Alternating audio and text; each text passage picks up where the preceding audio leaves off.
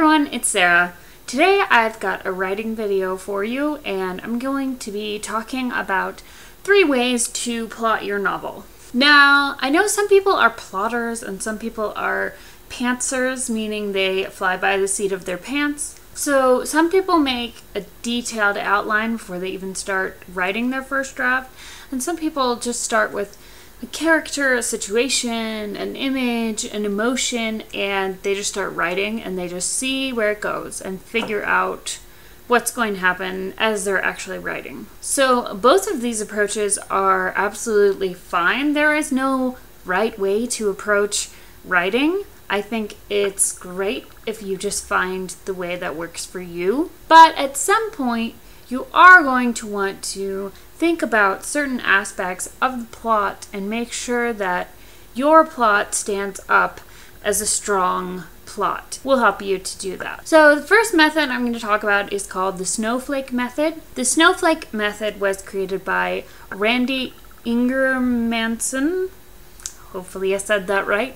And it's basically a method that helps you to design your novel. So he goes through 10 different steps of designing a novel and creating a plot. The first few steps, for example, are all about summing up your story in a very short space, in one sentence or one paragraph. This is actually going to come in handy when you start querying your novel to literary agents, or having your agent pitch it to publishers, or even if you are self-publishing and you're just trying to come up with a good description for Amazon. He has some other steps in the process focused specifically on character, and there are a lot of great questions in these steps that you can answer about your characters, and that will really get you understanding them and their motivations. And then the later steps involve a more detailed synopsis that's really going to help you to pin down the plot of your novel. So I will leave a link down below to a post that details the snowflake method and everything that is required in each of these 10 steps. So take a look at that and see if it's something that you think would be helpful for you. The second method I'm going to talk about is one that I use a lot, and that's going to be the note card method. Now in this, you get a bunch of index cards. It really helps me to have index cards of different colors, and then you set up a whiteboard where you can paste your index cards, or you can just work on the floor, but you divide a space into 3 sections, and it's Act 1, Act 2, and Act 3, and then you take all of your index cards and you write down events that you definitely want to happen in your novel.